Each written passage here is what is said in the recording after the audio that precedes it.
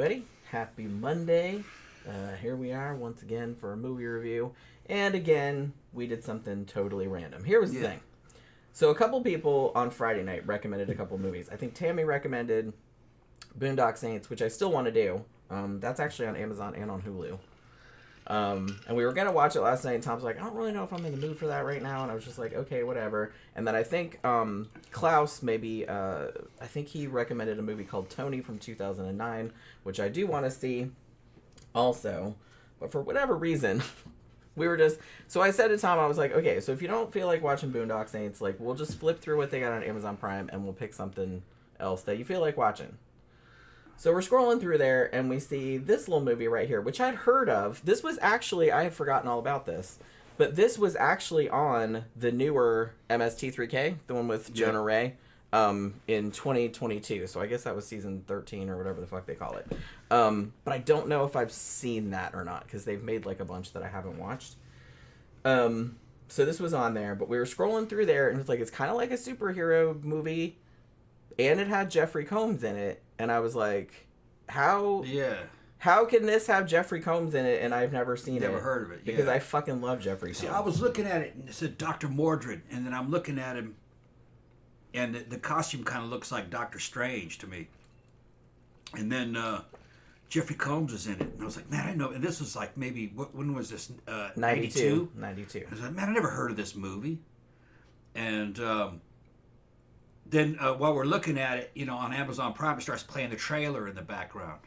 And I'm watching it, and I'm going, this is a superhero movie, basically. This is Jeffrey Combs as Doctor Strange. Yeah, pretty much, yeah. Right? So I go, let me check fucking Wiki. So I went on Wikipedia, and sure enough, this was a Doctor Strange movie. Reportedly. And it was written as that. But they lost the licensing agreement. So then they changed the story up enough to fucking get out from underneath the Doctor Strange label. It was going to be a full-on like Marvel movie, Yeah. Marvel inspired for 92. And they got around it and they just called it Dr. Mordrid.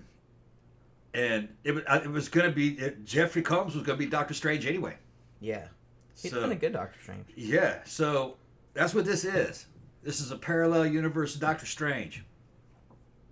And it wasn't bad for 92. I mean, it's okay. It's clearly very low budget. Yeah, it's, if you know anything about kind of B movies and stuff, it's Charles Band, Full Moon Features, and it was him and Charles Band and Albert Band. I think are father and son. And so the story goes. Now, see, I've heard conflicting reports. The most common story is that Charles Band had a deal with Paramount, like to distribute his movies. And he had a deal with Marvel to do, a movie based on the Doctor Strange character. But the pre-production of the movie took so long. I think they had, shot some of it or something like that, that they lost the rights.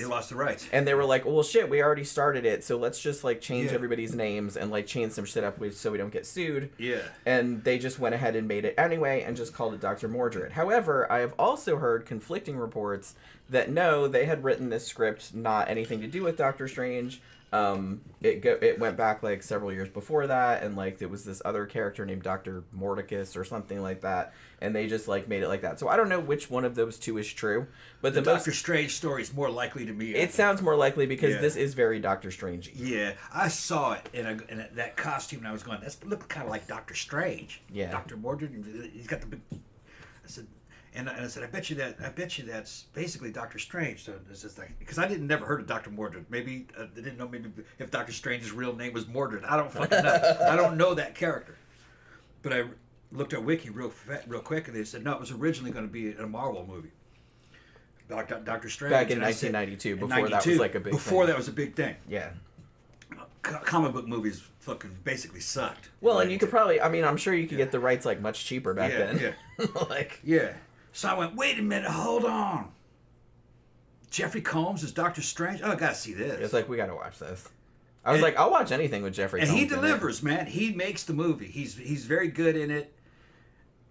The script is not really that good, but it is a Doctor Strange-like substance. Yeah.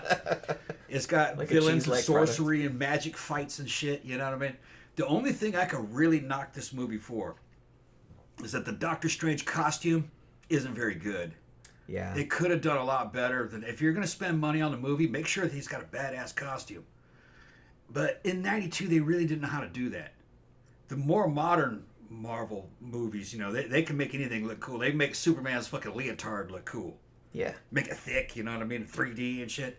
It should have been something like that. But he's like running around in slacks. Well, I mean, Slacks I with a know it cape. was 1992, and they had like some alarmingly high-waisted pants then. Yeah. So yeah, like a couple times in this was like, and people still had mullets. The villain in this has A mega mullet. mega mullet. He's the dude that played the psycho out of fucking Cobra. Yeah. What's that actor's name? Brian Thompson. He Yes, was, got that. I think Brian Thompson is his name. Yeah, he's pretty big, pretty jacked. He was also in a movie that I reviewed on my other series. Yeah. That fucking bonkers ass movie. Yeah. I think it's called Night Wish from 1989. Holy shit, that. In this one, he crazy. plays an evil sorcerer.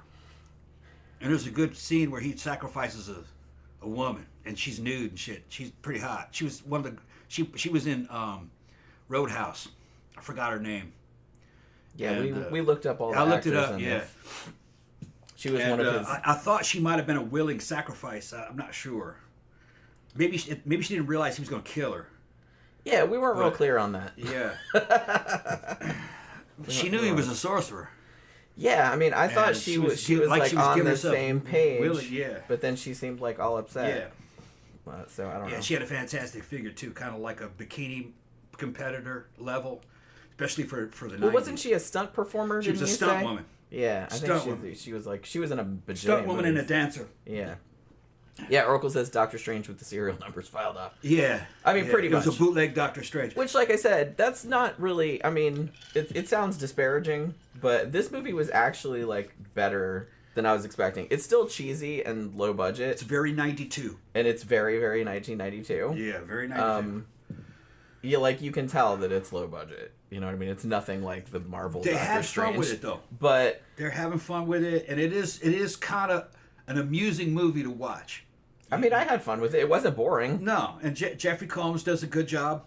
You know, the acting is good enough. You know, it's if you haven't seen it, you're like Jeffrey Combs. You got to see it. You know what I mean? Fucking, it's not as good as like a Lovecraft adaptation. Well, obviously. You know, but that's because fucking Jeffrey Combs acts crazy as fuck in a Lovecraft adaptation. He's a little more. He's more sane in this. You know. Yeah, he's a wizard, He's a wizard. Yeah. but he's like pretty chill. Pretty toned. Yeah, pretty toned down. He's pretty chill. He Yeah. doesn't do like real crazy shit. Yeah. Well, the thing about it is, I think that Charles Band was involved with Reanimator, which is why he wanted to work with Jeffrey Combs again. He might have been involved with From Beyond too. Now that I'm thinking about it, so it's like, so he knew Jeffrey Combs, and so when this came along, like I guess he offered it to him. So okay, so we'll say this, since I haven't seen the Doctor Strange movies with Benedict Cumberbatch. I've seen him. He shows up in some of the Spider-Man movies. But he's in some of the other. Yeah, I've seen some of the other movies. He's a cool pretty character. Good. He's a pretty cool character. Yeah, it's pretty good. I've been wanting to see the two movies that they've made about him so far. Yeah. But They I haven't got around to them They yet. didn't have the budget or the technology back then to do all that fucking multi-universe shit and all the weird fucking things that modern Doctor Strange can do. It's pretty generic wizard shit, basically. Yeah, just like, you know, throwing same kind chi of shit you balls. see in And... the 80s, yeah. Although, I will note that there's actually some pretty good stop motion Yes. animation in here. At the end, like during the kind of climax, which I will... Okay, so that's my one kind of criticism, is I think the climax of the film was a little underwhelming. Yeah. But I will note that each wizard, the good one and the evil one, each animates their own dinosaur skeleton. Yeah, they were in a museum. In a museum. Yeah. It's funny because it's clearly set in New York City. Yeah. They call it the Cosmopolitan Museum, which it's clearly the Museum of Natural History is but I guess they couldn't call it that for They just kind of make it generic. Copyright reasons? Probably. because they couldn't say Metropolitan Museum. Why couldn't they say Natural I'm not History sure Museum? Doctor Strange lived in New York. He might have been in a fictional city, you know, like Metropolis or some shit. I know, but like I said, clearly, like, because they They were had in to change Central it. Park at one point, Yeah, and it's yeah. like, yeah, it was pretty obvious. So they kind of have to change things up, probably. But yeah, the skeleton dinosaurs fight each other. They killed a bunch of cops and ate like some of the security guards. Ate some of the cops and that was shit. pretty. Yeah. That was pretty awesome. It was pretty. It was pretty cool. I mean, there are demons in it. Yeah. Other sorcerers. They should have got more screen time. Yeah. Though. Yeah. Because you only saw them for a second. They kind of popped out the thing, and they're like, "Whoa, we're free!" Oh shit, no, we're not. Doctor Strange goes into Dr. Mordrid. He goes into another parallel universe where there's a big castle on a fucking floating piece of rock, and he's got some buddies. He got a buddy in there who's guarding it. His eyes have been erased by the bad guys. Got cooked out by the bad guys. Yeah, that was a pretty good effect, actually. Yeah, it was pretty good. And then now see, Oracle says Doctor Strange lives in Greenwich Village, so he does live in New York. Okay, all right. So there you go. Because I don't even think they called the place New York, did they? No, they did, because he said it used to be a nice place. Yeah. That's right, yeah. Yeah, there was a whole thing, like, at the beginning, where that woman that was his neighbor was like, I heard it used to be a nice place. He's like, it was, like, 100 years ago, and he's like, it was. And she's like... these guys are, like, ancient. Oh, I mean, I've heard. Yeah. You know. I'm not immortal. Shut up. Yeah, and he's living in this apartment in an old-fashioned New York building. It looks pretty nice in there. It's cool. Everybody's got normal little apartments. His apartment is like fucking huge. Has fucking walls of TV screens. He's got a huge whole ass library. A whole ass library. Secret You're like, passages. What the fuck? Yeah. I'm like, awesome. How did he get like all his contractors in there to do that? Yeah. Nobody knows he has this shit. What, the landlord doesn't. Well, no, he owns the building. He owns the building. That's right. You find out later on. Yeah, but he's keeping that on the DL. Yeah, it was on the DL. Yeah, he had a whole a magical command center. He had a fucking box with a bunch of scrolls that you can mechanically scroll through like it's an ancient computer with fucking text and shit. And fucking, yeah. I mean, I will say as low budget as this movie is, like the art direction and the set design of the inside of that apartment looked really good. I think, the way I looked at it, it was an important stepping stone in the development of comic book movies. Yeah. You know what I mean? Like, they did a pretty good job for this. I mean, they took it pretty seriously, which they didn't usually do. Like limited budget. Was it Blizzard? Is that the name of what's the name of this fucking? No, what's the name of this studio? Full Moon Features. Full Moon Features. That's right. I don't know where you got Blizzard. I don't know. Something about that logo. You were thinking of Dairy Queen. No, Blizzard. I think was a comic book thing or something. I think it was that logo. But maybe I'm for some reason Blizzard came to mind. Yeah, Full Moon Studios, which is a. That's a low budget studio. They made some cool movies. It's fun movies. The Puppet Master movies and Robot Jocks and that kind of stuff. They try to just, high bang for your buck, fun movies, younger audience usually. So this is a pretty good, especially for '92, pretty good attempt. We're not talking about, I'm not talking about Superman with Chris Reeves, Maybe like Superman 3. No, 4. Superman 4. Fucking. No, this was better than Superman 4. Yeah, Superman 4. I like Superman 4. I like Superman 4. I don't like Superman 4. Yeah, with the fucking Atomic Man and shit. That's not Nuclear Man. Nuclear Man. What was he named? Nuclear Man? Yeah, there was something kind of fun about Superman crap. 4. It was fucking was balls the to balls. I liked it. Ever. Christopher Reeves, I think, wrote that one. I heard he did, yeah. Or he had like significant input into the script. I love Christopher Reeves. That was Canon Films did that one. It was, yeah. It was pretty cheap, Jack. But it was probably. I would say probably the production was above that. The way it came out, it didn't look as cheap as that. But this one, like I said, okay. So the story behind this one. Here's what happens in it. So Jeffrey Combs is the titular Dr. Mordrid, and he's some kind of sorcerer, I guess. They don't really say. He says he's been on Earth. Or guarding Earth for 150 years. But you're led to assume he's probably immortal, right? Although they do show like a flashback at one point when he's telling that woman about his backstory, when him and the evil wizard, whose name is Cabal, he's played by Brian Thompson, when they were both kids. Are they brothers? I don't think they were. Because they don't look anything alike. I don't think they were. But they showed them like, but I mean, the way that he told the story like led me to believe that they were actually brothers, even though they don't look anything alike, obviously. But so I don't know. So I guess they're not immortal, but he's at least 150 years old, if not older. But he has... Okay, so there's this thing... They knew about the dinosaurs, though. Huh? They saw dinosaurs. That's all. Yeah, see, that's what I thought. No, they were immortal. I think they were outside space-time continuum. They knew... Because when they showed them as kids, it's like they were like in a building and shit. Like they weren't in a cave or anything. So it's just kind of like, so I'm not really sure. Or maybe they were on another planet. I don't know. Because I'm led to believe, I guess, that it was just like this whole universe thing because he had been sent to Earth to guard it from Cabal. I'm guessing. Who is the evil wizard? Because they both had this wizard training. But I guess one ended up good and one ended up evil. So then the evil one got captured and put in this kind of actually pretty cool, like, I mean, you can tell it's like green screen or whatever, but it's like this kind of fortress castle type situation, and it's like on this big rock, floating rock or asteroid type it thing. Looks like floating out in space. It looks like a 70s fucking black, like trippy poster that's your fucking... Yeah, it's pretty cool. Your little babysitter would take you over and see. You know, looks like some shit Kimmy would have on her wall. Yeah. Wizards and shit playing Led Zeppelin. But so Cabal was imprisoned there for however long. But he busts out. Now, Jeffrey Combs realizes that he busts out when all these weird robberies start taking place in different cities, right? Because I think the first one takes place in Rio. Yeah.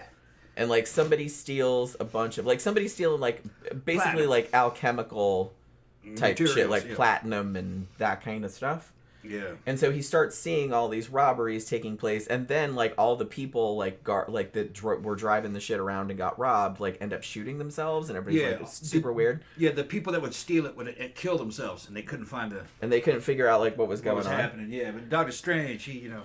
Dr. Mordrid knew what was going on. All these alchemical components are mixing. I was waiting for this.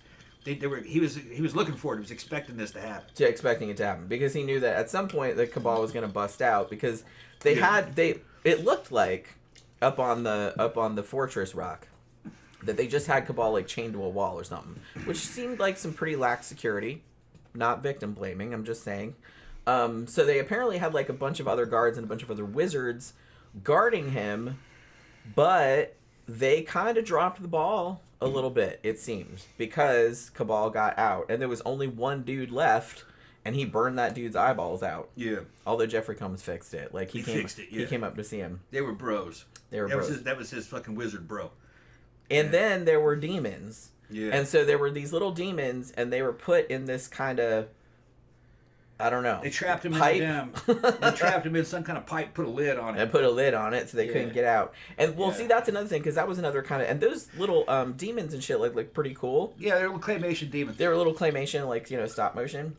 And they get out at some point, and, the lid kind of opens, and they are like, rah, like, they're going to get out. But then, like, the whole thing's defeated, and it closed up. So it's like, it would have been cool if they had actually got out and like run around on Earth. Maybe they were gonna do that and they just couldn't afford it. Yeah. I'm not really sure. Because that'd have been cool if the little demons had come to Earth and they would have been involved in the festivities at the end too. But like I said, maybe they couldn't afford it. So they just said, oh, well, we'll have them kind of bust out, but then like at the last minute, like they got sucked back into the pipe and they didn't get out. So yeah, so Cabal comes to Earth and... What's his end game? He just wants to, like, destroy the Earth, right? He wants to kill all the people, I think. Because evil? Yeah, because. Just because? I don't think it was really clearly... He said that humans were hopeless, I think. Isn't that basically what he said? Or like, speeches inferior. So, it's your standard villain monologue type stuff. It really didn't matter. Really, kind of like the focus of the whole thing is fucking Dr. Mordrid. Really. He's kind of like the main interesting thing. That's another one of the problems with this movie. The villain's not that interesting. True. He looks good. He looks like a villain. But his motivations and his dialogue isn't that interesting. He's just kind of generic. Yeah, that actor, I mean, you can tell because of what he looks like. He always played like chunk heads, you know what I mean? Yeah. And actually in this one, I've seen him in a couple other movies, but I can't remember what his voice sounds like. So I don't know if... Was that his actual voice in this movie, or was he dubbed over? I don't know. Because I know they were trying to make him sound like more echoey and like more evil. What would have made more sense to me is if he was in a mask, kind of like Skeletor. You know what I'm talking about? Like that he didn't have a human face.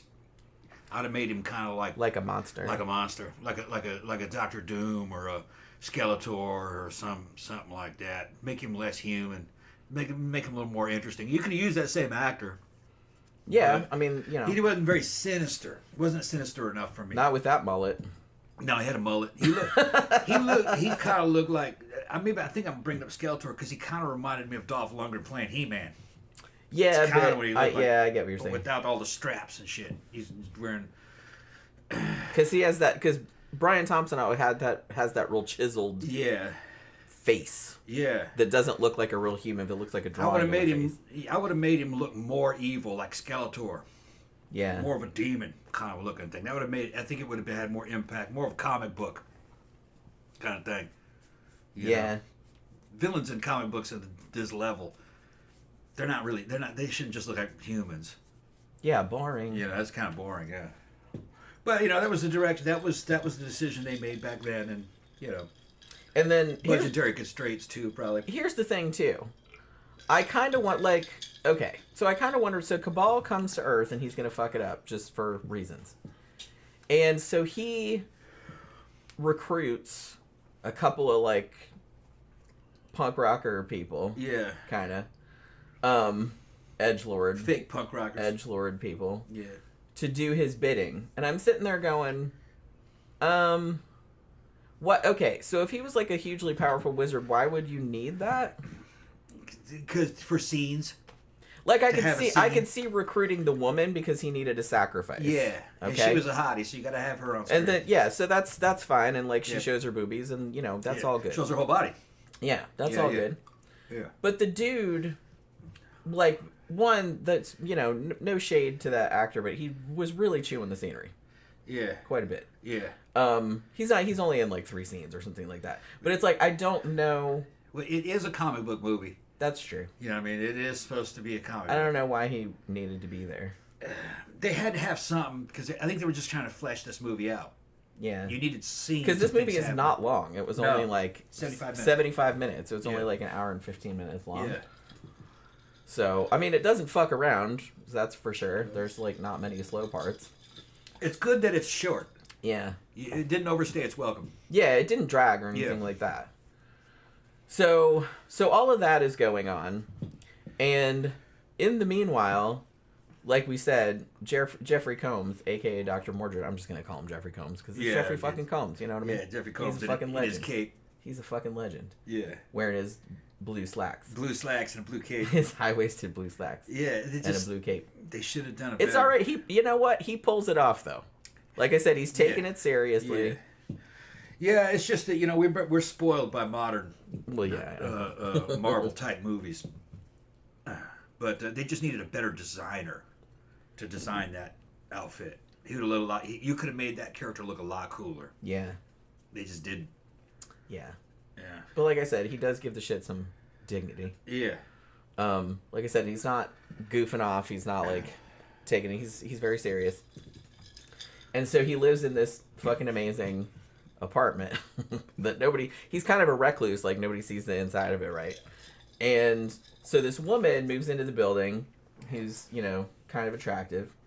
And she's not a cop, but she's a consultant to the police. She specializes in occult type murders and stuff, so they bring her in when there's that kind of nonsense going on. And she becomes kind of intrigued by Jeffrey Combs' character, as you would be.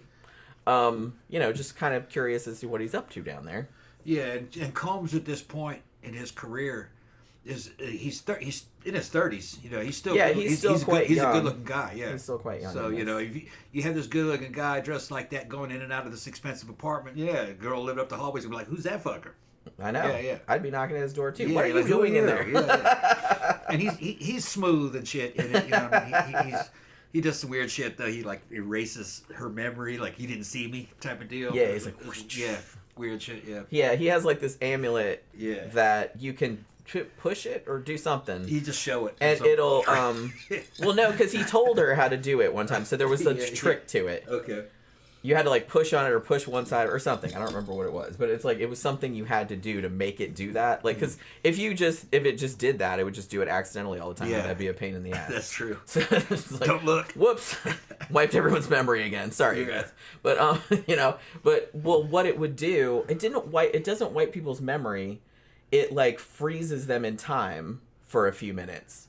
So it's so it's good if like, you need to get away, for example, like, because he needs to escape from the police station at one stage. And he's just like, ka-chunk, and, like, everybody's just like, woo, and, like, freezes up, and so he's just like, bye, you know what I mean? So it works like that. I don't, does it do other shit? I think it does other shit, too, but that was, like, the main thing that he used it for. So she gets kind of, it's not like a romance or anything, but you can tell they're kind of, you know, kind of flirting, kind of a thing. And when the naked girl that was helping Mullet Man, when she turns up dead, because she was sacrificed, Dr. Mordrid gets blamed for the murder because there's like a burn mark on her head that matches the symbol on his amulet, which obviously, because the other guy is a wizard too, and they have the same thing going on. So, but he got called in, like the lady. What the fuck was the character's name? I forgot. I can't remember what her name is. She's been in some other movies too. Yeah, she's been in a bunch of stuff. Yeah. But Sam, isn't it Sam or Samantha or something like that? Something like that. But so characters and characterization are not a strong point in this movie. Well, so she tells the cops, she's like, well, hey, this guy who lives in my building is like an expert in all this like occult shit, and this is an occult murder, so it's like, do you want me to bring him in for a consultation or go talk to him? Because he knows everything about it. He has this massive library and all this other stuff, because she's been in his apartment at this point. And they go there and they arrest him for the murder. Like I said, because the symbol like on the girl's head like matches his necklace or whatever. And he like spills the beans, and he basically he doesn't tell them. He tells her about the evil wizard, and she buys it. She's just like, oh, okay, that sounds legit. Of course the cops aren't going to buy it, so he kind of like tempers it a little bit. But he's like, look, I didn't do that. I know this other guy who thinks he's a wizard. That's what he says, I think. And he's the one that did it. And I'll help you catch him and blah, blah, blah. I'm after him too. But of course they don't believe him. But he ends up like escaping with his amulet, like with her. And then doesn't he have to like leave his body or something? Yeah. Like to go find where the dude is. He can astrally project. Both of them that can. Too. Yeah. That too. Yeah, they can both astrally project. Yeah. And they can cast spells when they're projected. Yeah, they can't physically do anything to you. Yeah, they can't like punch you or nothing or kick you in the balls. They can't be killed in astral form, but they can. But they can still do magic. They can still throw chi balls. Yeah, throwing chi balls. They can do that. Yeah. Because I guess at that one point where he was laying in Central Park and she was guarding over his body, and then his spirit form goes to the museum, and that's when they have the dinosaur fight. Like, because that's the most obvious thing to do. But I guess it just make the dinosaur skeletons come to life and fight each other. Because why wouldn't you if you had the power to do that? Come on. So, so that was, and that didn't even like, because the dinosaur didn't eat the wizard. No, but the bad guy animated the dinosaur to kill the cops, to try to get Mordrid to fucking go save the cops, which he actually didn't do. He's like, fuck the cop. He's like, fuck them cop. I don't give a shit about this cop. I'm just trying to kill this fucking wizard. Well, I think he was in astral form, so I'm not sure what he could actually do. No, he was in but Cabal was in physical form. Right, and so I don't think he could really do much. He did all he could do, and he animated a Stegosaurus, wasn't it? Oh no, it was a mastodon. It was a mastodon. Yeah, he animated that and sent that after the fucking Tyrannosaurus Rex. So it was Tyrannosaurus versus Mastodon. Right. To save the cops that were being crushed up by one of them got ate though. One of them got fucking bit. And he's claymation too, and he's got it in the mouth. It's pretty good. It was like I said, the stop motion in this. It's okay. For the budget was actually pretty fucking good. It's up there with like Ray Harryhausen. But like I said, Charles Band, like all his movies, he did the Puppet Master movies and stuff, most of which was stop motion, and that all looked pretty good. Yeah. So they obviously have somebody that knows what they're doing. Doing in '92, that was an acceptable fucking special effect. I like stop motion. Yeah, you know what it is. You're just going, okay. Yeah, but it's like, to me, I would rather see something done in stop motion than something done in shitty CGI. If it's bad CGI, that's you'd rather have stop motion. You know what I mean? It doesn't look real, but that's okay. It looks realer than fucking CGI does. Cinema is an art form. It's not reality. So stop motion is artistic. If the shit actually looked real, it wouldn't look good, cool at all. Yeah. All right. Just look at security footage of dudes getting shot. It doesn't look very epic. No. The camera angles are not right. Fucking all that kind of shit. But in a movie they can show a dude getting shot up and it looks epic as fuck. Yeah. It doesn't look like that way. It doesn't He gets look thrown backward against the wall. Yeah. Bullets going through, but it doesn't look that way in reality. It doesn't look like that in real life. I hate the that. dude doesn't even hit the ground in a cool way. Just it just looks like it's just lame. Slack of shit. It's just lame. Yeah, it's lame. Like dude, that didn't even look dramatic, man. Get up and do that again. Yeah. Take two.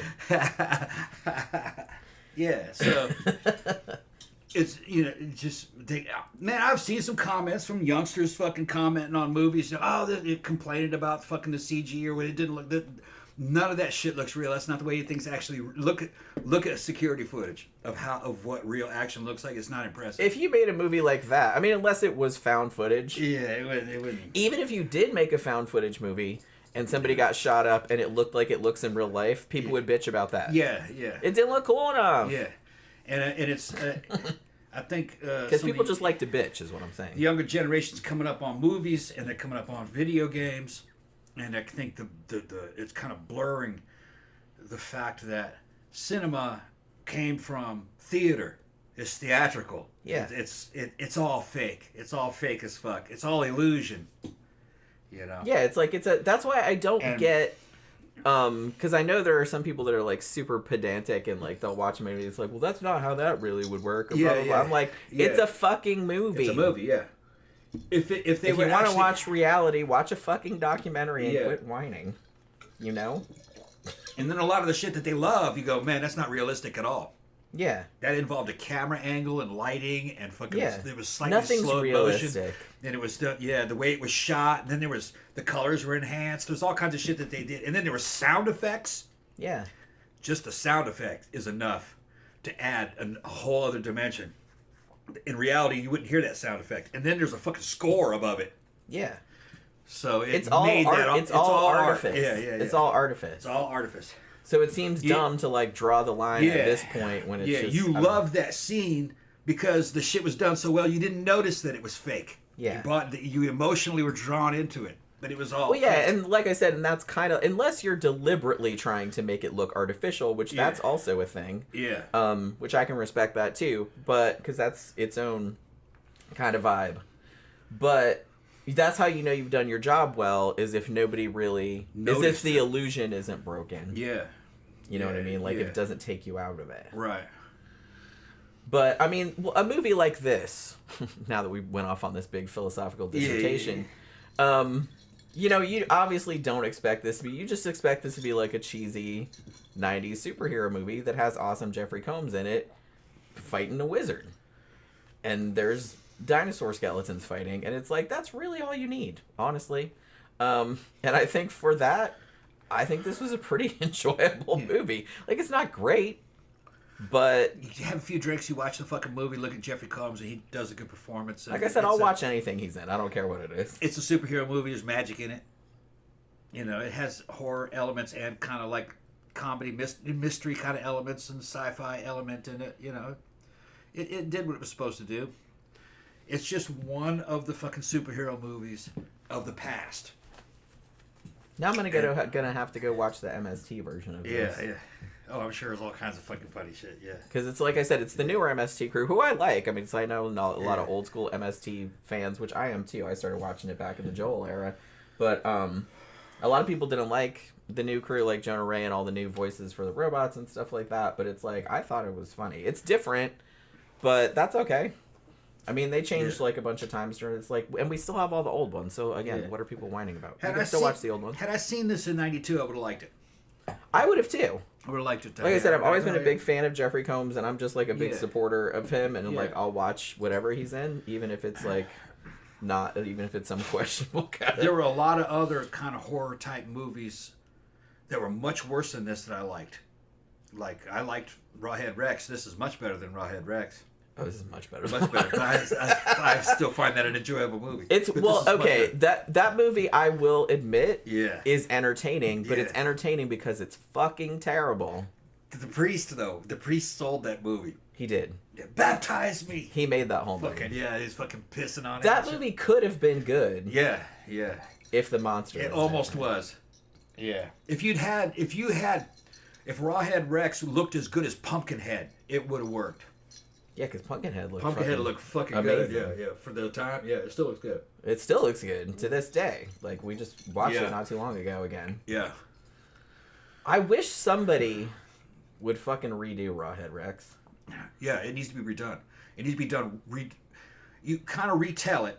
Because I'm not averse to remakes. Yeah. If you remake a movie that was a good idea but kind of sucks the first time around, like Rawhead Rex. And that's a great idea. It's a great story. Yeah, and you film that bitch in Ireland, man. Yeah. Fucking Northern Ireland or something. You make it Irish as fuck. So Irish that you got to put subtitles so Americans can understand it, like that. All right? I've seen a couple Scottish movies. Like that. Like what? Yeah. I generally don't have a problem understanding British accents, but Scottish accents, that's hard. That's hard. Yeah, and then you have fucking Rex show up, and he's got to be a practical effect. It's got to be a costume, and they can do good ones now, with like the werewolf feet and shit. He's got to be like that. He's got to be big. And he has to be as good as fucking... He has to be fucking scary. Yeah, and he has to be as good as Pumpkinhead was. As convincing as Pumpkinhead. And make it super, super sacrilegious. Sacrilegious and fucking profane. Like, don't worry about offending anybody or nothing. No. Just make it like stick to Clive Barker's shit. Like, all of Clive Barker's stuff is like that. Yeah. And it's like, it seems like they're always kind of afraid to go all the way. Rawhead was a fucking Irish demon. And he was a warlord, too, from my understanding, of some sort, from another era. And he was very anti-Christian. All right? And he's going to, he pissed on you to baptize you, to make you one of his followers and shit. And I don't know what that priest had gotten out of it. Yeah, there was a homosexual kind of element to it, water sports and shit. Well, like I said, all of Clive Barker's stuff has... Yeah. Well, he's gay, so it's like there's a lot of homoerotic subtext. So, Well, it's not even subtext, it's just text. Rawhead made you his bitch. He was a leather daddy. The supernatural fucking demonic leather daddy. And an ancient fucking warrior. He had all that leather armor on it. He should have had a sword, too. He didn't have a sword, but he should have had a sword. And no googly eyes. Yeah. And I can't get I'd have made his head kind of look like a wild boar. A humanoid wild boar, probably. And not CGI. No. Practical. Yeah. Tusks and shit. Somebody do it. Yeah. He had a mohawk, but you could do that right. I don't know. You could do that right, I guess, but that's a thin line. Yeah. Well, I think you don't want him to look too much like Brian Bosworth, you know what I mean? I think he was supposed to be like a razorback boar. Yeah, I get that. In the form of a man. But there's only some... It's like, yeah, you can say that, but it's like, in execution, that might not work out so good. You know what I mean? You can't have anything that looks too silly. You gotta have a badass artist design that thing. Gotta be like a Jim Henson level. Because anything that looks too silly is just going to take people out of it. Yeah. I mean, it'd be hard to be sillier than the one in the original movie. Yeah. I mean, that'd be really hard. Because a lot of people probably don't know what we're talking about. Go see Rawhead Rex, too. Well, we reviewed it a while back. I feel like most people have probably seen it. Because it's kind of notorious for being kind of a shitty movie. But also been an entertainingly shitty movie. Yeah. CB says, Jenny, if you and Tom want a good laugh, watch Twin Town from 1997. Fantastic 90s film. I've seen it. What's it called? A couple times. Twin Town. I don't know that one. I've seen it, but it's been years and years. I remember really liking it, but it's probably been 20 years since I've seen it. So definitely, we'll probably give that a rewatch at some time. Cam Guy said, I was trying to sleep around 1 a.m. the other night, and I woke up and my 7-year-old granddaughter was standing next to my bed. It reminded me of The Shining. Oh my god, I would shit a brick if I woke up and a kid was standing next to my bed like that. And not just because we don't have any kids in the house. Even if we did, that would be scary. When we were talking about reality versus film, Oracle says, Christopher Lee was infamously difficult to direct when it came to death scenes because he'd always start out playing it realistically. And then the director would have to tell him, no, do it this way. Yeah, it's cinematic. Yeah. But you can go overboard with that, you know, because I was thinking about this because I just watched that French vampire-ish movie, Fascination, from 1979, which I'm gonna, if I have time to edit the video tomorrow, I'll put it up tomorrow. If not, it'll be Thursday. But there's a guy that dies in that, like he gets stabbed after this vampire woman fucks him, and his death scene, it wasn't like super over the top, but it was just a little too much. Like, I'm kind of watching it and I'm like, bro, you could have just 30 seconds, you could have just reined it a little bit more than that, but he just kept on going, sticking the tongue out, you know what I mean? Timmy says, in honor of Madsen, we ought to do Reservoir Dogs. I thought we did. I thought we already did Reservoir Dogs. Did we not? We have to check. Okay, I'm gonna write that down because I thought we had done Reservoir Dogs. It's a good movie. It's a great movie. I love Reservoir Dogs. Yeah. But I thought we'd done it already. Maybe we didn't. And I'm real hit and miss about Tarantino. Some of his shit I really like. Some of it I can't fucking stand. It just depends, you know. Although Once Upon a Time in Hollywood was a fucking masterpiece. I loved that movie. That was so good. That was one of his. I think that might be his best movie. I think it might be too. Django Unchained, thought it was great. Yeah, that was Reservoir Dogs, fucking great. Pulp Fiction, thought it was really great. So most of his movies. No, some Inglourious Bastards I thought was garbage. I liked it, but it's a tad over the top. Yeah. I understand what he's doing. He's going for different tones, you know. Yeah. Death Proof was pretty good. Mm-hmm. I own that. I want to see that one again. Camp Guy says best Tarantino is Jackie Brown. I don't think I've seen it. Now that's a movie that we haven't done. I haven't seen it. Yeah. I'm sure. Haven't seen it. I'm sure we have not done Jackie Brown, but we should because Pam Grier. Yeah, because that movie's awesome. Okay. Yeah. We should definitely do that. She's a hottie. She is. Yeah. And then, so, I'm not anti-Quentin. We went to the same elementary school. He was a few years older than me. I remember him. And my friends Jimmy and Mike, who stayed in the neighborhood, they remember him. They used to rent videos from him. Yeah. Yeah, when he was working in a video store. But he was just a film nerd. He nerded his way into the industry. Which is hard to do. Yeah, he just nerded. He was just a film nerd, and he is like an encyclopedia of film knowledge, of like quote-unquote trash film. Yeah. I love that. Yeah. I love that. Yeah. He knows everything Yeah. about fucking shitty, exploitation cinema, and it's glorious. We went to Dominguez Elementary School in Carson, California as kids. Oracle says, I've been tickled by how movie makers are now bragging about how they're using so many practical in-camera effects when possible. Virtual sets are going out of fashion, and thank fuck for that. I mean, you knew that was going to happen because that kind of happens with every art form. It's like things get taken too far in one direction, and people are like, man, I'm sick of this bullshit. Let's go back to basics. So, you saw what happened in like the fucking mid-2000s when everything was just like a CGI vomit fest. Yeah. And like everything, and it just looked awful. Like all of it looked fucking awful. CGI can be done well. Yeah. I've seen it done well. Shit, I still think Jurassic Park from fucking 1993 looks better than shit that came out 10 years later. Yeah. You know what I mean? Because it looked naturalistic. CG, like in Fury Road, was great because they used it mostly just to erase tire tracks and safety harnesses and gear that guys were wearing. But other than that, it was all practical stuff. You want to use it. It's good for a mixture, and fucking also like background terrain. It's good for that kind of stuff. Yeah, stuff that's not like way up. And when they try to make whole ass characters or monsters or something like that, it looks like ass. Yeah, it still does even to this day because they still haven't got the motion quite right. Yeah, I was watching some clips from the old Lord of the Rings, which those are good ones. They're good, but the CG doesn't really hold up. It's not annoying, but it's just. You're like, that's not good by today's standards, really. I mean, it's okay, but you can see it. Even though I like those movies. What's that guy that did those? Peter Jackson. Yeah, Peter Jackson. The storytelling's very good in it. That's close to the books. Speaking of Peter Jackson, we've still never done Dead Alive. Yeah. You would probably fucking love that. All right. That movie is one of the most disgusting things I've ever seen. Yeah. Smugside says, typically I miss out on these movie times because I haven't seen the movies you guys cover, but I've definitely seen Dr. Mordrid, so I got a lot to say about it. So what do you got to say about it? Like, yeah. I quite enjoyed this. I had kind of heard of it tangentially, but I didn't realize that it had Jeffrey Combs in it.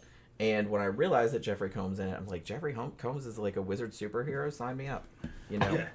I was satisfied. It was about like yeah. When I saw the trailer, I could get an idea. Oh, I know what kind of movie this is, and it was that kind of movie. It was actually slightly better than I was expecting. Yeah. And you know, like I said, you have to temper your expectations because it's Full Moon Features. It's like, you know, they do low budget. I think they also did, because we were scrolling through. You can tell what movies we watch on Amazon Prime by the shit that gets recommended. So it recommended Dr. Mordrid, and it also recommended Creepazoids, which is also Charles Band, and that was like our second choice. Yeah, like we might want to watch that one of these days. Let's see that one too. But yeah, I think that's Charles Band also. It's just like this one looked more fun, and like I said, it had Jeffrey Combs in it, so obviously I'll watch it. It's not as good as Necronomicon. It's not as good as any of the fucking. That was a pretty good, and you can't get Necronomicon. Yeah, what the hell? Did that go out of print, or was there some kind of copyright issue? Some kind of copyright issue. I think you can watch it for free on YouTube, but I tried to buy like a Blu-ray. You can't get it. And it's a good fucking. It's like an anthology. It's like a Lovecraft anthology, Lovecraft-inspired anthology, and Combs is in it. It's got a lot of practical effects. I think we reviewed it, so we did see it at some point. It was available to watch. Yeah. But now it's like really hard to find for some reason. Not as good as like From Beyond and fucking any of the Reanimators. Even though like a lot of the Reanimators were real low budget, they were still great. You know, they were just fun to watch. Didn't quite have that charm, but it's still good. I would think it was probably more expensive than a lot of those movies. Yeah, it didn't. You could tell it was low budget, but it didn't look like they'd super cheap. No, it wasn't super cheap. I think it might have been kind of mid budget kind of. Yeah, like it had decent sets. It had like some decent stop motion. Yeah. Obviously the green screen and like, laser shit and everything like that. That looks cheesy, but that looks cheesy in all fucking movies from this era. They just didn't quite have the technology and the style that you needed to shoot a superhero movie yet. That was a while. It took a while for that. This wasn't as good as, say, like the Superman movies. Yeah, they were shot in a certain way. The Donner, way he shot things and stuff. It looked epic. It's not quite that epic. It's just not that epic. The storytelling's not that epic. There was a real art to making a superhero movie, and really. Out of all the superhero movies, I think the best ones is the Tobey Maguire Spider-Man movie, the first one. The second one was good too. There's just something about it where it like really captured it. Some people say, well, the Batmans, those were good too, but I'm saying the thing that still felt like a comic book were the Tobey Maguire Spider-Man. Especially the first movie. Although I would still argue that probably the best Spider-Man movie was Into the Spider-Verse. Into the Spider-Verse was good, yeah. That animated one. There was that was fucking awesome. There was the other live action one that was more recent where the new Spider-Man, fucking Doctor Strange opens up a multiverse, and then all the villains from the Tobey Maguire ones and Tobey Maguire shows up. Yeah. That was a good movie. Yeah, I like it. I want to see that one I think we saw that in the theater. We saw it in the theater, No Way Home or... No Way Home or something. I really liked that one. I was like, because they were bringing you all the best of the old stuff, too. Yeah. And fucking the Goblin came back. Yeah. With the original fucking what's his name? Fucking playing him, and it just he brought the Goblin back in an epic form. What's that guy's name? Fucking Willem Dafoe. William Dafoe. That's right. William Dafoe. It's Willem. Willem? Okay. Yeah, with an E. Willem Dafoe. Not he comes back and he fucking blows it out of the water with an even better Willem Dafoe's performance. I love him. Than even in the first movie. Freak. Yeah. Yeah, you get a lot of Goblin in that one. And then they brought back all the other villains. I didn't even think Dr. Octopus was back. And I think Sandman was the other one. He was back. So pretty good movie. And then Tobey Maguire Spider-Man comes back. So you got two Spider-Mans working together. That one was pretty fun. Camp Guy says David Lynch, Wild at Heart. You know what? I've been wanting to do that movie like forever. Haven't seen that in a long time. I've seen it. Oh, I love that fucking movie. I mean, I love all of David Lynch's movies, but I fucking love. Is that the guy that was going to Las Vegas? No, that's Leaving Las Vegas. Yeah, that's Leaving Las Vegas. That's not David Lynch. Wild at Heart. But Nicolas Cage is in it. Is in it? Yeah. Okay. Yeah, it's great. It's kind of like a weird, twisted Wizard of Oz kind of thing going on.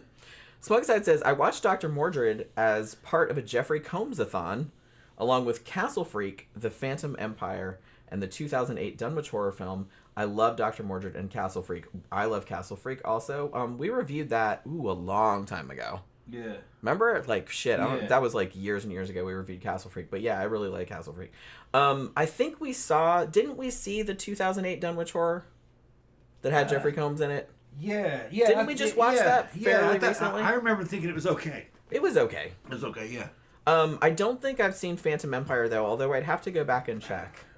I very well might have seen it at some stage, but I'm not really sure. I'm pretty sure we saw that 2008. Because I usually try to... Because I really like Lovecraft shit, so like they always give me the Lovecraft movies, and most of them look pretty dire, not gonna lie. Yeah, some of them are just bad ripoffs. Well, because the thing about it is Lovecraft, he's a name, obviously, it's all in the public domain. Public domain, anybody can get it. So anybody can make an adaptation. Yeah. And anybody does. And sometimes those anybodies are no-talent hacks. Yeah. Sadly. Or they don't have any money. Right. Or both. Yeah. So, They're but just yes. trying to ride on a Lovecraft. A lot of the ones I've seen have just been not terrible, but just not great. If it's a decent Lovecraft story, it's going to have Combs in it. Because the people producing it are going to say, we got to get Combs. I mean, you have to get Jeffrey Combs. And he's going to play some kind of role in it. He has to be in your Lovecraft movie. That's just how it works. Right. While he's alive. Yeah. I tell you what, Combs, when Combs is no longer with us, that dude will fucking his legend will fucking live for 50 years at least. Him and Bruce Campbell. They'll be very fondly remembered. I love that though. That's one of my favorite things about the horror genre. Yeah. Is that we will just take these fucking weirdos. Yeah. And just and people just remember them forever. They'll see everything they're in, even if it's shitty. Yeah. And it's just kind of like, that's so cool to me. That's so cool. And that's so cool that they can like make an entire career out of just like going to conventions and then like dumb weirdos like me show up and like fangirl all over them. It's like pretty awesome. Combs never phones anything in. He's gonna fucking do his thing. Yeah.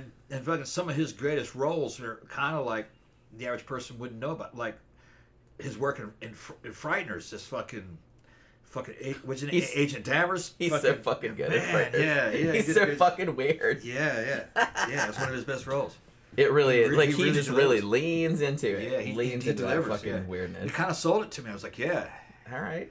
Yeah, he's a freak in that movie. Yeah. So good.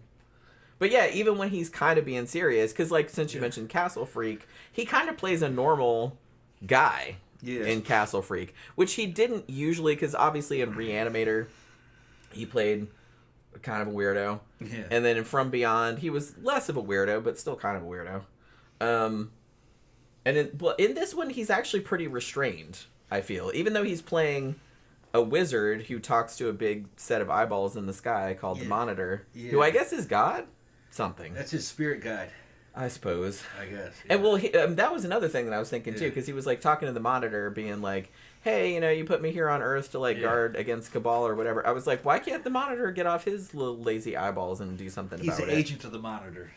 Yeah, okay. It's like, why do you gotta get my ass down here to do it? Although I tell you, man, Herbert West never struck me as he was a strange and odd dude, but he was never a weirdo to me. He was always just like a very driven dude who was fucking trying to conquer very death. Focused. Yeah, he was gonna conquer death at all costs. And no one was going to get in his way. Right. And he was clearly the smartest person in the room, and he never let you forget it. And in every fucking movie, Combs delivers in every fucking movie. Like I said, I love him. Every all the movies that he did, but I was just talking about the fucking the Reanimator series. Yeah. Every movie's fucking great. They kind of got better as they went. All of his lines are just fucking awesome. When the Spanish one when he was in the prison. Yeah, that was Beyond Reanimator. Beyond Reanimator. Oh yeah, it's great. I liked that one actually. Yeah. They got better as they went. Kind of like the Phantasm series. Kind of got better as it went. I mean, like I said, all the Reanimator movies are good. There were 3 of them, and all of the Phantasm movies were good. Yeah. Everything. And you can't really say that about too many horror franchises. And you also can't say that they got better as they went. Yeah. But those 2 properties seemed to be handled with love. You know, they knew what they were doing. Yeah, nobody seemed like they just like fucking cheaped out on it. Right, yeah. Or and they cared about the story. They had watched the other movies. Yeah. So they knew the lore of the fucking movie, you know. Smokestack says, surprisingly, I haven't seen Reanimator yet. Oh. What? Who said that? You're in for a treat. Who said that? Well, he was the one that just said that he had watched, had seen this movie. Oh, shit. And Castle Freak and stuff like that. No, man, you gotta see all the Reanimator movies. Oh, please see Reanimator. Yeah. And see From Beyond also. Yeah, those 2, you gotta see both of those. From Beyond. 85 and 86, I think they were. And it's, I just, over on my Scare Salon channel, I just did, I picked my favorite movies from every year since I was born, and I was just on 1985, and Reanimator was definitely in there. Yeah. And so I talked about it kind of at length in there. From Beyond's got that fucking cute chick in there. Barbara Crampton. Well, Barbara Crampton is in Reanimator. She's in Reanimator too. Yep. And I don't know if, should I spoil it? Like the iconic, everybody knows what scene I'm talking about from Reanimator when I say that. She gets head from a head. Yeah. And the first time I saw that movie, I'm like, holy fucking shit, I can't believe they put that in a movie. Yeah. And that was amazing. Yeah, and From Beyond, the fucking the fucking resonator, this fucking machine that allows you to go into another dimension or see another dimension, gets her so fucking turned on. Her and the fucking cop guy started almost having a fucking sex episode. She comes out in that damn corset like the with the S&M fucking outfit, the S&M corset and the fucking pretty awesome. Stockings and the garters and shit. Those 2 movies are so fucking good. Yeah. Now, so excited. Do you guys recommend any of the sequels to Reanimator? Yes, they're both. All of them. I mean, Reanimator, the first one is a fucking classic. Yeah. But the 2 sequels, Bride of Reanimator, which I think came out in 1990, and Beyond Reanimator, I think that was 2003. Yeah, they got better as they went. I wouldn't say that because I still think Reanimator is the best one. Well, but the other two are definitely worth watching. I'm going to disagree. I think they got better as they went because the budget went up and they got more complicated, and when they wrote those movies, they knew about the previous movies, so the lore continued. Yeah, and you know, I mean, there wasn't any break in the continuity, which that sometimes happens, like with Friday the 13th and shit. You know, there's no continuity. Well, nobody gave a crap. Nobody gave a shit. And that there's like whatever. We're just like throwing everything in the pot. The same went with Phantasm. Every movie in the Phantasm series is great, and they get better. It stuck to the lore. Yeah, and it developed the story and the lore too. Yeah. Well, and it never really got down to the bottom of it. I mean, but that's okay because the thing about Phantasm is that fucking whole premise is so fucking weird. Yeah. And original that it's just kind of like you don't need to over-explain it. Yeah. It's better if you don't. And in the Reanimator series, Combs is in all of them. Yeah, he's in all of them. He's in all of them. And he's playing Herbert West, same guy. Over the years, yeah. Yeah, they're all good. I think they're all good. Yeah. I think the first one's the best. The first one's the best because it establishes it and it's fucking making up a story out of nowhere, and it's pretty good. And it's a horror movie for sure. Like, it's super gory, and some of the gags in there are just like have to be seen to be believed. But it's also like a black comedy. Yeah, and it was low budget, but they got a lot done with that limited budget. It looks good. The second one was better, and the third one was even better. The budgets seemed like they got bigger, they never cheap out on the effects, and they never fucking cheap out on the story either, of what happens to Herbert as he fucking is trying to conquer death with this fucking reagent, this serum that brings the dead back to life. I mean, the third one, doesn't he bring a penis back to life? Isn't there some kind of penis crawling? There's all kinds of shit that happens. And I remember a penis crawling around. Oh, that's right. He could bring back a body part. That's right. Yeah. Isn't that funny that it's... He's been changing stuff. That's one of the things. And in the third one, he's in prison for all the shit that he did before. Yeah.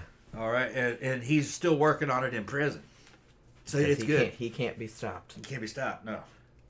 So I'm excited that I haven't seen any of the sequels, but I saw the first Phantasm. I love that movie. Yeah, they're all good. Yeah, they're all good. Like I said, the first one is very scrappy. Yeah. You know, the second one was kind of like sort of a similar story to the first one, but they, you know, had Hollywood money, so they kind of slicked it up. But the thing about it is that as it went on, there are 5 of them, I think, at this stage. And they kept Reggie, like, throughout the whole thing, and it almost became like a road trip kind of saga, where they were just kind of going from place to place, like, wherever the tall man was going and destroying cities, you know what I mean? Like, the tall man would show up in your city and take all your corpses, like, all your dead people, and, like, send them to his dimension or whatever. So it's just, like, it almost became like a road trip kind of movie. But they're all, we have them all. We have, like, the box set that has all 5 of them on there. And I thought we did like a mega review of all 5 of them after we bought that, but I'd have to go back and look because I don't quite remember. I think that we did. But yeah, but seriously, at least see the first Reanimator. But I think, in my opinion, all of the sequels, the 2 sequels, are also worth watching. And you've seen From Beyond, so that's good. He's seen From Beyond. Yeah, because he says he's sick and he needs to binge stuff. So we'll definitely see the first Reanimator. It's super, super fun. You see all the Reanimators. It's super fun. Yeah, and if you haven't seen, fucking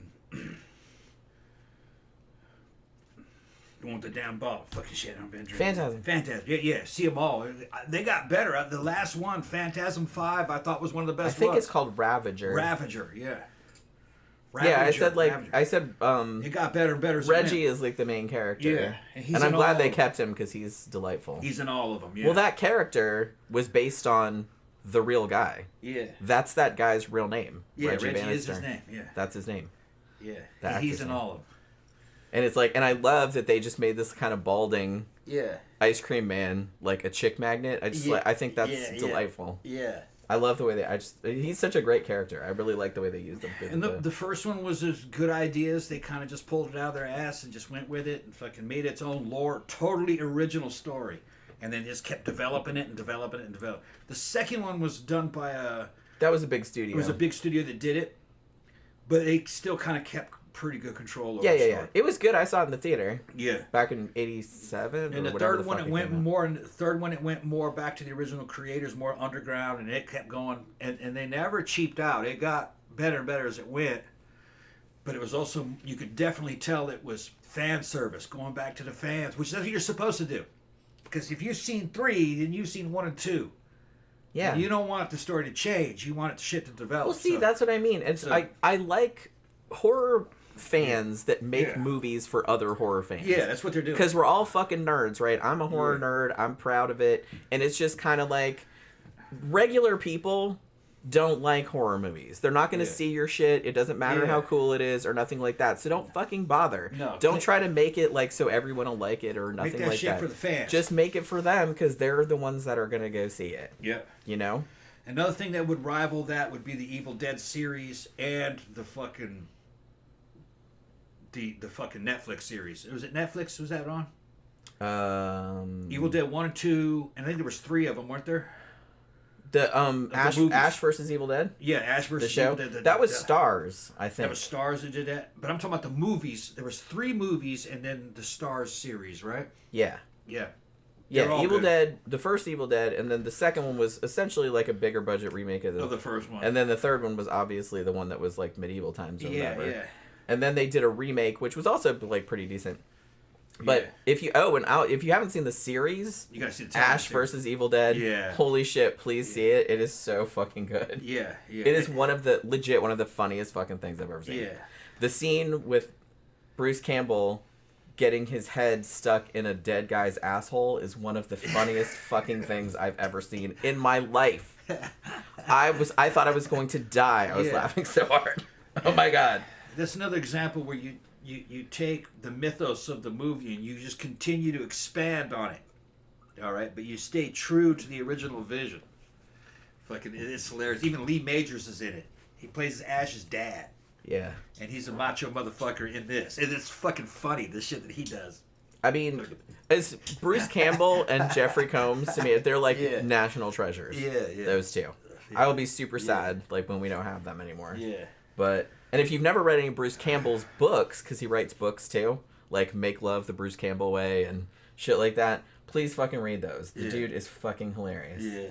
He just seems like a delightful person to be around. As Jeffrey Combs does too. They both seem like super fun. And I want to get drunk with both of them because they seem like a lot of fun. I was going to say something else about... Was it about Phantasm or something about another... Oh. If you like Lovecraft adaptations, please see Dagon if you haven't seen it. Yeah. I like to recommend that. Jeffrey Combs sadly is not in it. They have a Jeffrey Combs simulacrum. Yeah. I guess they couldn't get him. It was some of the same studios involved in all that but shit, it was though. the same, and I think... I don't think Stuart Gordon directed that. Yeah. Did he? Or was it Dennis It Bailey? has the I same can't remember. tone and even in real good budget. It's Dagon. very... It's not based on the Lovecraft story Dagon. It's actually based out on Shadow over Innsmouth. But it's one of the most... It didn't get very good reviews when it came out. I think it came out in 2001, 2002, like early 2000s sometime. They didn't know what they were talking about. But it's one of the most Lovecraftian Lovecraft movies that I've ever seen. I think they really got the tone of his stories right. It's in English, but it was actually a Spanish movie. It was shot in Spain, yeah. And it looks really good. Yeah. And they got some fucking famous Spanish actors in there and doing English stuff. Doing English performances. I just really, really liked it. Yeah, I feel like it's really underrated. Yeah, and it's pretty much horror. That one's pretty much horror. Well, yeah. Wild shit happens in that. I love the chick with the tentacles. Yeah. One of these days, I'm going to do that for a Halloween costume. I keep saying that. Yeah, Smokeside says, I'm 28. Oh, a baby. Been a horror fan for 25 years. My first horror movie was Candyman. I saw it at age 3. Yeah. Well, probably a little too early to see Candyman. Really fucked me up. Still love Tony Todd with all my heart. Though Tony Todd is a fucking legend. Yeah. Man, Candyman was so good. I would argue, of all the Clive Barker adaptations... Probably, I mean, Hellraiser, obviously, and I think Candyman, I might like Candyman slightly better than Hellraiser. You know? The original Candyman. I didn't like Hellraiser that much. I love Hellraiser. I like the Cenobites, but I thought it was boring. But Candyman was like a whole other level, and Tony Todd fucking killed it. Yeah, Candyman was more watchable. Yeah, he fucking killed that movie. It was just like a great idea, like the whole urban legend thing. I love that kind of shit. Right. But yeah, that was a good flick. And he said Dagon I saw a long time ago on the Sci-Fi Channel. Yeah, I remember they used to show it on there every now and then. I can't remember what year it came out. I own that bitch on Blu-ray, a special fucking steelbook edition. Yeah, the first time we saw it, I was like, holy shit. It was like, this is really good. I had that bitch on pre-order, and then eventually it came in. I mean, like I said, Lovecraft adaptations, I did like Color Out of Space with Nicolas Cage. Yeah, I have that over there. We wanted to watch it again. I feel like some bits of it could have been better, but on the whole, I thought it was a good adaptation. Hell, I even liked the fucking Roger Corman one from back in the day that I reviewed a while back. I reviewed that on my channel, Dunwich Horror. And a lot of people didn't like that one, but I liked it. Had fucking Sandra Dee in it. You know what I mean? Yeah, Smokeside said Color Out of Space was really good. Yeah, see, I thought it was too. Like I said, you can do a good... Lovecraft adaptations are hard to do just because his stories, by their very nature, are talking about shit that's... horrors that are indescribable. So it's like... And vague. And vague, so it's like really easy to talk about that shit in a story because you can just like picture it in your head, but when you have to show it in a movie, you're kind of stymied a little bit. So I can see why it's kind of difficult to adapt his stuff effectively. Yeah. Ooh, we got a $2 super chat. Thank you very much from 404 Error. Appreciate it. Who I guess is a new... I mean, you might have been here before, but I never saw your name in the... Lovecraft was afraid of his own fans. He said that he was afraid of everything. Yeah. Dude he kind of grew out of it as he got older, but of his own fans, because some of the fans would come up and ask him questions that he couldn't answer, and they thought that he was actually telling them the truth in these stories, that he was somehow channeling another universe. You know what I mean? They believed what he was saying. You know, like they thought there was a Necronomicon somewhere. That kind of 404, that's Stu. Okay. From Dollar General. Oh, okay. You just changed your name. All Sneaky. Right. We know you in real life. Smugstad also says, I also really liked Suitable Flesh with Heather Graham, Judah Lewis, and Barbara Crampton. They're all great and draws from multiple Lovecraft stories. Funnily enough, I just reviewed that over on my Flickers of Fear series, which is in another playlist on this channel, probably a few months ago. That kind of got mixed reviews too, but I loved it. I thought it was kind of like, it was very like overwrought in a way, but he was trying to do like the Stuart Gordon vibe from the 80s. It was kind of sort of based on The Thing on the Doorstep, that Lovecraft story, loosely. But yeah, I thought it was really good. It was like super smutty. Had some great kills in it. I don't know. I thought it was super fun. But you would probably like it, actually. I ended up watching it because, I don't know, somebody recommended it to me. I don't remember who it was. And then I was like, oh shit, yeah, that's a Lovecraft adaptation and I haven't seen that. So it's not that old. It's just like a couple of years old. But I don't know. I thought it was really good. He says I am a 404 error. Person not found. But yeah. So all right. Are you ready to like wrap it up? I'm getting hungry. Oh, he's getting hungry again. Yeah, he's getting hungry and fussy. He's getting fussy. All right. So we're gonna wrap it up for this evening. Thank you everybody for stopping by. Hopefully you can come by on Wednesday night. We are doing a show. This should be super fun. Remember how we've been wanting to do a show about like cool Hollywood ladies from like old Hollywood? So we're gonna do a show about Mae West and Louise Brooks. And so that should be fucking epic because I've been like watching some documentaries about them like off and on, and both of them are just fascinating people. So that should be a lot of fun. And Tom has been watching a bunch of stuff about Louise Brooks too because he finds her like a really interesting character. So yeah, so that's what the show is going to be about on Wednesday night. So hopefully you guys can join us for that. It'll be a lot of fun. But yeah, so have a good rest of your evening, you guys, and have a good day tomorrow. And we will see you again on Wednesday night. Good night.